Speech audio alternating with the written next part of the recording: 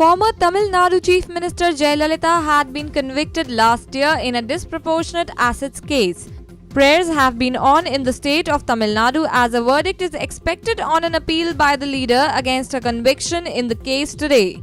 A special report on the twists and turns in the case and the mood in Tamil Nadu. Jaya's DA case has seen legal and political twists and turns in the last 18 years or more, after the DMK government decided to form a special court on coming to power in 1996. It was Dr. Subramanian Swamy, then a leader of the Janata Party, who filed a case against Jayalalitha alleging that during her tenure from 1991 to 1996 as the CM, she amassed properties worth Rs 66.65 crores, disproportionate to her known sources of income. Jayalalitha was arrested on December 7, 1996.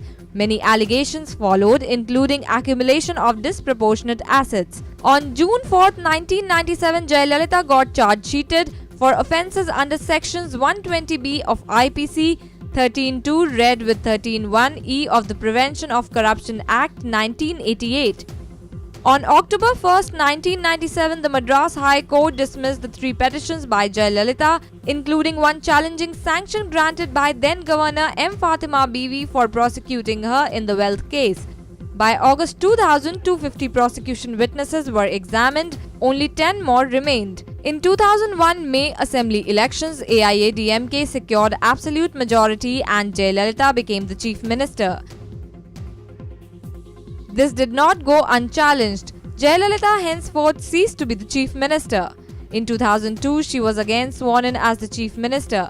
In 2003, it was the DMK that called for the case to be transferred to Karnataka on the ground that a fair trial was not possible in Tamil Nadu. This transfer happened in 2003 and on February 19, 2005, Karnataka government appointed B.V. Acharya, a former Advocate General, as Special Public Prosecutor to conduct the prosecution. In October-November 2011, Jayalalitha deposed in the special court and answered 1,339 questions.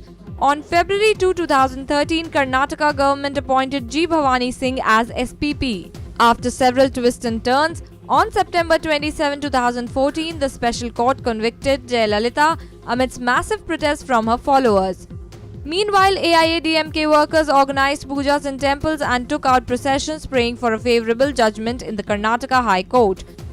The Karnataka High Court is set to give its verdict today on appeals filed by Jayalalitha and 3 others against the Special Court Judge Michael D. Kuna's September 27 last verdict, sentencing them to 4 years in jail and imposing a fine of Rs 100 crores on her and Rs 10 crore each on the others.